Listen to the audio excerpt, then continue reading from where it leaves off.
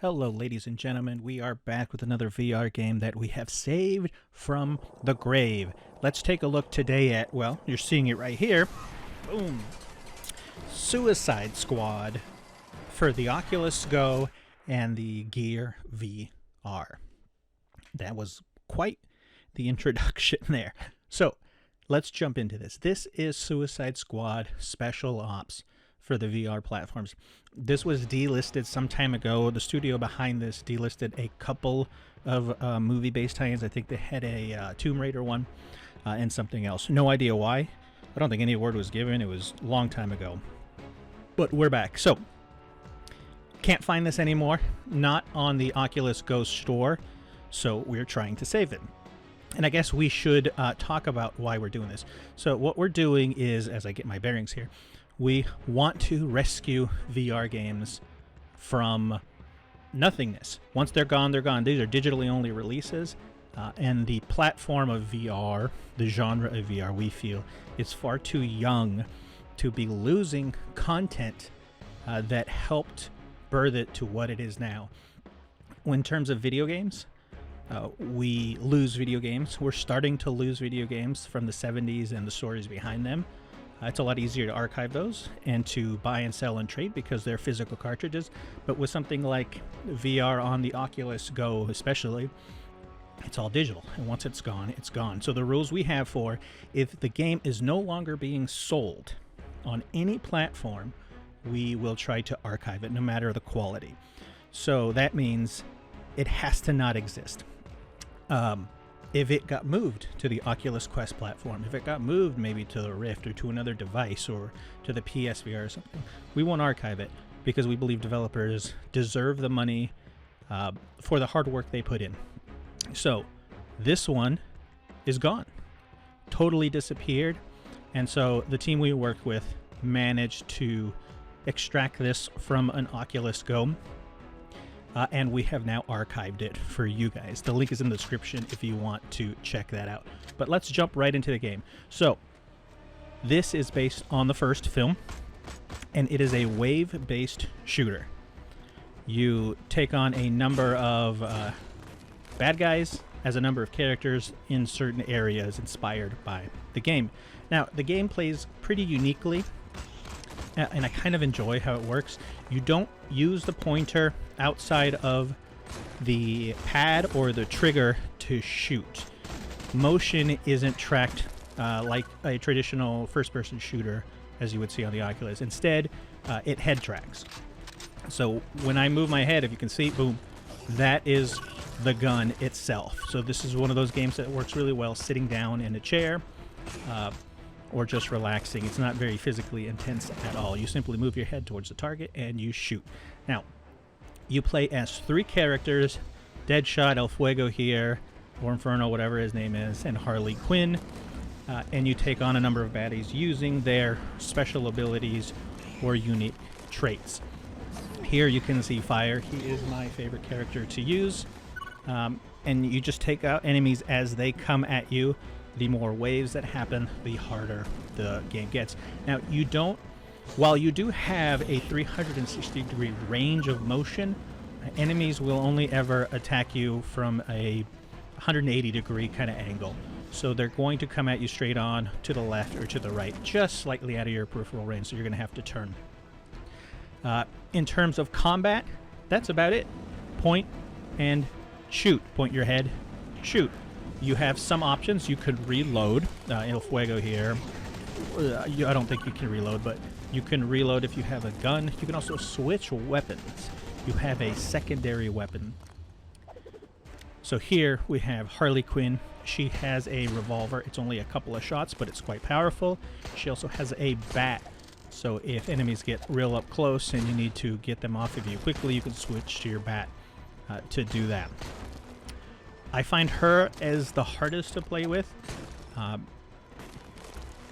because her spread is really tight and it's hard to get that hitbox there. So when I play this game, I actually find myself holding the headset with my left hand and using the trigger with the right hand for stability, which is interesting as I'm playing here. And I played this game a couple times before leading up to this video. it would have been a real cool, and I don't know if this happened, I'm new to VR, if there was a X-Men game where you play as Cyclops and use your power, or an X-Men, a mutant Marvel game where you use powers like that. Eye beams and stuff would have been really cool. And that's what this reminds me a lot of.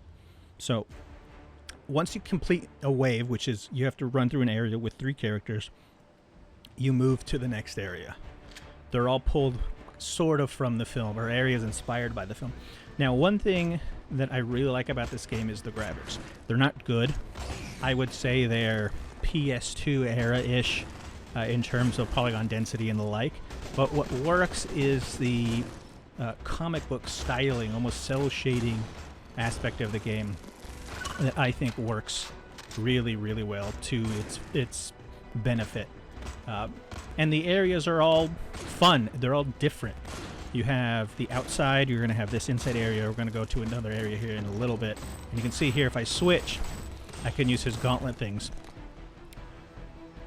which have pack a little bit more punch, but they do shoot slower. You can tap this assault rifle, get pretty fast. So now you only get a certain number of enemy types. You get these kind of zombified guys. You're going to get tougher guys, and you're going to get some sort of sub-bosses that are essentially just tanks. Think of stuff from like Left 4 Dead. They pretty much copy that. You can see here, they can switch to my bat when they get close, but boy, get some good shots right here. This is impressive. Ooh, there we go. And so now, taking those guys out is harder when you're not holding onto your headset. So, as you progress, you can see that they're dropping things. They either drop health, and they drop bullets. I have never run out of bullets anytime I've ever played, even when I'm not trying to pick up those things. So I don't know how important they really are. Health is incredibly important, especially as the waves get harder and harder. We don't know how many waves there are in this game. I believe there's probably roughly 20, but it does get a little repetitive after a while, but the difficulty spike does help it. Having 3 characters helps it, even though they're all in the same location. Being in different areas of that location gives you a different perspective on events, which is fun. And I mean, VR and special powers, that's like, you know, peanut butter and jelly. Just to be flaming people or shooting lasers and stuff is the best. Shooting and guns, we kind of know how that works by now in VR, but stuff like this really is cool. And see some heavier guys. Now, he has incredibly strong fire, but his range isn't all that great. So did we get everyone? Are we clear? No, there's coming from above. We can't reach it yet. And so here we got a big heavy. They have stop signs. I believe there's going to be 2 or 3 more heavy enemy types. Oh, and I'm taking some damage, so wave completed. So there's a little cutscene in between each that's going to take you there. Now, those cutscenes are going to end in a little while, and I'll explain where and why. But it's just like a nice little element of progression. Now, one interesting thing to note about this game that I knew before I actually found out about this one is that Suicide Squad got a PC release, which is essentially the same game. It's another wave-based shooter that was released for PC, and I believe that one was free. I don't know if this was initially free on Oculus Go and Samsung Gear VR, but if it's, you know, in the $5–10 range, I think that's pretty reasonable for what we got here. But on the PC, it was free. I believe you only got to play as Deadshot, and it was another wave-based shooter where you can take out the exact same enemies. I don't remember if you could move. I really need to see if I can track that game down, maybe do a video on that. I feel like we may have done a video on that around the time of release, but I can't be certain. And while that was free, this is a much better experience. The VR helps this kind of gameplay a lot, especially since you're stationary. And so now you see we've kind of moved. We started from the beginning of the train station. Now we're towards the end of the subway here, and it's getting a little cramped. So we dig this experience. This is fun. This is the stuff that kind of entry-level VR is all about. And stuff like this, it's a shame that things get delisted, because stuff like this still shows that in 2023, with all this new tech, all these new features, all these new haptics, all this yada yada yada stuff, that the Oculus Go is still a fun entry-level VR platform. Now, if I was Meta, which I'm not, of course, I would dump the Quest 1, stick with the Quest 2 as the mid-range device, and you have your Pro as the high-end device, and the Oculus Go should just continue to have gotten updates and model updates to be the entry-level VR platform. Imagine this. We got, if you've watched the last video, which was a long time ago, we picked up a Gear VR, not a Gear VR, but an Oculus Go on Marketplace in box for $50. It was not even touched. The seller that we talked to, this nice lady, said that her daughter had it, used it a couple of times for Facebook, and had like 1 or 2 games on there, and was barely used. So this thing was brand spanking new. In fact, it still has some of that plastic covering around it from when it was new in box. So imagine if you could sell a VR platform for $150, $100, $150. The amount of people you can get in, I think, would be worth Meta having a platform like this still exists, because you would bring them in. So here's you get the cutscene. Would bring them into the ecosystem, and that's what you really want. You want them to get into the Oculus ecosystem, and then if they like it, they can jump into the $500, you know, Oculus 2, and if they're super fans, they can jump into the $1,000. But to have those 3 price ranges, I think, would be fantastic. You have the high end at $1,000, mid range at $500, and you have the low end at $150 or so, and compete like that. Because every time I play my Rift, every time I play the Oculus 2 or something new, I have a lot of fun. But whenever I open up the Oculus Go, I forget just how cool that device was. It's so light. It's so... It doesn't feel like a gaming device. It's not aggressive in that terms of, let's get you to do all this stuff. It's just like, hey, here's VR. You can still use it for Facebook. You can still use it for YouTube. You can browse the web a little bit, even though it's slow now. But it still has tons of games. And I'm going to be a proponent of the Oculus Go, saying if you're brand new to VR, you don't have a lot of money, right? Times are tough, but you want to experience VR, I still think the Go is the best way to do it. So you can see here we are in the 3rd area of the game, and things are beefing up. I think we've seen a new character, or we're going to get one. Yeah, these auto machine gun guys are really bad. I believe we're going to get one more. Oh, we get them right here. There you go. So there's going to be these bulky firefighter guys that have canisters. Then if you can shoot the canister, you blow them up. If you let them get too close, it's pretty much an instant death if they get to you and you blow up too close. But you kind of get the idea. These fun 10, 15, 20-minute experiences for a couple of bucks show you what VR is all about. And it's a shame. Is this a great game? No, absolutely not. Is this a AAA game? Is this a system seller? No. But it's important in terms of where VR was and where VR is going. And I know licenses and the like, but to lose games is in such an early part of a console's life cycle or a platform's life cycle, feels like a disservice to everyone that worked on the game. Imagine this, for most of us, this is just a fun little distraction, this game. But imagine if you worked on this. Imagine you were on the studio that worked on this game, an artist, a developer, you know, a manager at the studio, or whatever the case may be. And you have kids, and it's 10, 12, 15 years later, and VR is, you know, even bigger than it is now. And you can tell your kids, hey, I worked on a couple of VR games way back in the day, some of the early ones that kicked off. I would be like, that's so cool, can we see them? And imagine saying, well, no, they don't exist anymore. Maybe if YouTube's still around, you have a couple of YouTube videos that are 10, 20 years old and bad quality, right? And you can show them and they'll be like, oh, that's cool. But imagine how much that would suck. I know it would for me, and that's why we try to archive these games. It feels so bad to me. Here we go. Going through the area.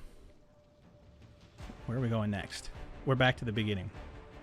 Okay, so this is where the game starts to recycle. You're not going to see any more cutscenes, but the waves are just going to get more and more difficult. So this is kind of the logical, or the loop of this game. But as I was saying before, imagine that you worked on something, a piece of art, good, bad, or different, doesn't matter, and that art disappears, and you have no records of it anymore. Right? Imagine that you created a painting and then that painting just disappears. You can never see it again. You can never experience it again. Like with the old video games, if you worked on a Nintendo game, on an N64 game, and you show your kids a decade later, you can pull out the 64. You can go, here's the game. Sit down. We can play it together. You can experience it. But with this early VR stuff, it's gone.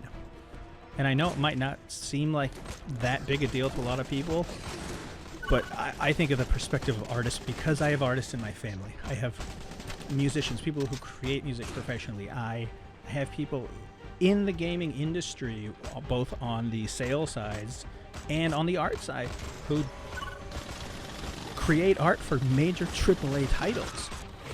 And I think if I was in their shoes and I made this amazing AAA title, this amazing, really cool game, and then within a 2-year period, you can no longer play it. It's just now clips on the internet. That would suck. So that's one of the reasons we are pushing preservation. Now, if you like our content, if you want to support game preservation, if you want to have more of these Oculus Go, Samsung VR, other platform games that have disappeared, be saved. Like, comment, subscribe, share these videos. Tell us what you would like to see next if there's something missing, and we'll do our best to find it. We want to, the end goal for this series is to have an archive of games where we can open up a website where you can go and see these games that you can't access anymore, like the abandonware games of old, like Macintosh Garden, stuff like that. These games that you can no longer buy purchase that are saved. We want you to be able to go and download them. Not only just download them, right? The Internet Archive, where the team that we're working with is hosting our games, is fantastic. We love that. But we want to have a dedicated website where you can go, you can see screenshots of the games, marketing material, if we can get a hold of them, from those that were involved, concept art from artists that worked on the games, descriptions, list of the credits, the team members that worked in these projects, right? We don't just want to archive the APK file itself. We want to archive what went into the game and the people behind it as an actual online digital museum of early VR stuff. Because like I said, it's a real shame that we are losing these games at such an early point in the life cycle of this medium. And so yeah, so this is it. So we're not going to get any more big guys, and we're going to cycle. So there's potential in this game, and if the studio is still around, and I'm not sure if the studio itself is remote or they just delisted their stuff, this would have been a good template for the second, if they got the rights to a second Suicide Squad game, whether it's a continuation of this game that was independent or based on the second film, the much better film that came out. You could use more powers, you could, more areas. Maybe by then, of course, the Oculus 1 and 2 were out, I believe, at least the 1 for sure. You could have free motion in these arenas, keep it the same. So there's a good base here to build off of. Now, like I said, they did 2 other games. I don't remember the third game they did off the top of my head, but they did a Tomb Raider game. Ooh. Where are we dead? Oh no, that's close. They did a Tomb Raider game that our team is trying to look into, see if we can track that down and rip it from an Oculus device. But this is cool, and it's a shame that you just can't pick it up for a couple of bucks. Again, I really think the Oculus Go should still be sold on their platform. It should be their entry-level device, and you could have games like this, drop everything down. VR games are so expensive. Drop everything down on the Oculus Go store to like $5 to $10. Cap it at $20, right? a $20 cap on anything advanced and allow people cheaply to enter the ecosystem. Because once they're in, they're hooked. It's like Amazon, right? Once you're in, you're in. You know, oh, free shipping? All right, I'll pay for that. Oh, I get video? Oh, okay. You're sucked into the system. And then Meta, of course, would keep you in their stupid metaverse system. That's what I'd love to see. So, we'll go a little bit longer. I kind of want to see if I'm right, if my theory about 20 waves is correct. I think we may be able to survive. We're doing pretty well. Oh, I'm about to bork it right here, though. Oh, come on. Stabilize, stabilize, focus. Oh, get the health, get the health. Did I pick it up? Oh, we got that Halo self-heal. I think we might be okay. I think. Uh-oh. Oh, oh, we glitched him. Steal those healths. Okay, I think we're all right.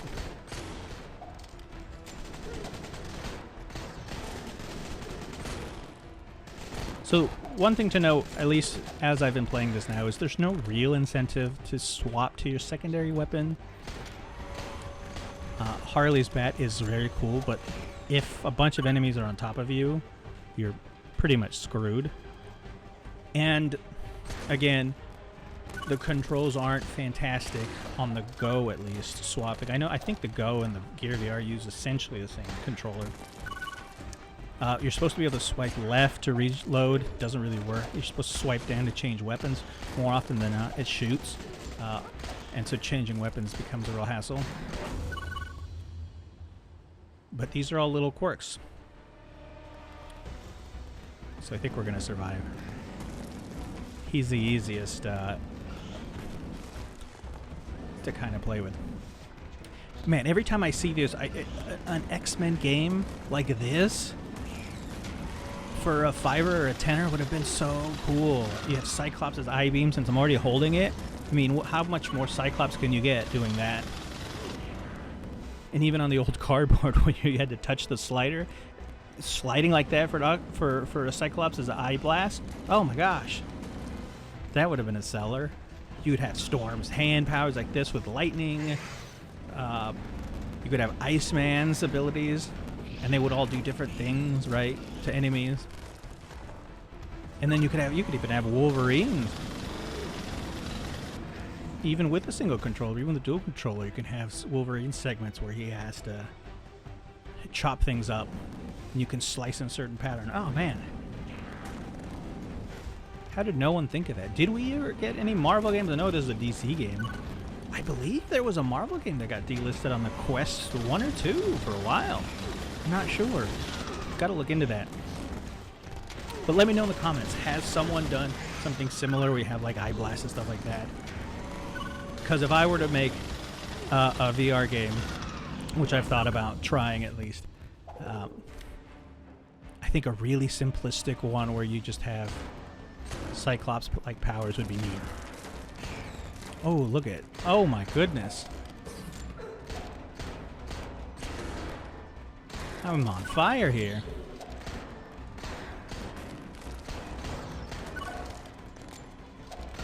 Oh! Skill. I feel like I'm just getting better and better. Let's go with the bat and see if we can... No, that's a bad idea. I switched to the bat to try to show you some bat action, and all the guys with guns started coming out after me. Oh no, oh no, oh no. Oh no, we might not survive. Is that it? Oh yeah, they got us. Well, that's a perfect place to end. This is Suicide Squad Special Ops. No longer dead. Head over to the description if you want to pick this up. If you just picked up an Oculus Go, if you know someone with an Oculus Go, get yourself out and find one. You can probably find one even less. I mean, during the pandemic, we found one for 50, 60 bucks. You could probably find that for around the same price now. And get some of these games. Play them. Enjoy them. Show them to your kids. Have a good time. So, until next time, thank you if you made it to the end of this video. like, comment, and subscribe, and we hope to bring you more Lost VR games in a future video. Till next time, you guys have a fantastic day, and get out there and have fun in VR.